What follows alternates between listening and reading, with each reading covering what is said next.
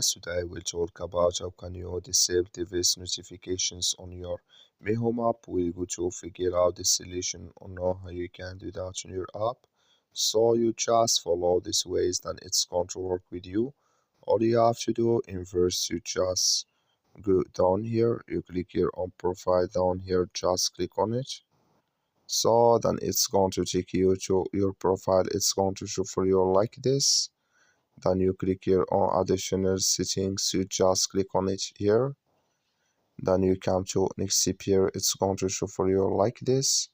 You click on notification settings. Then you come to next step here, it's going to show for you like this.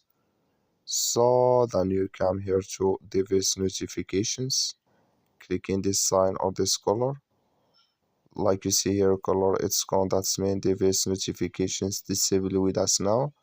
That's all you have to do. Thank you for watching. Don't forget to support us by liking and subscribe.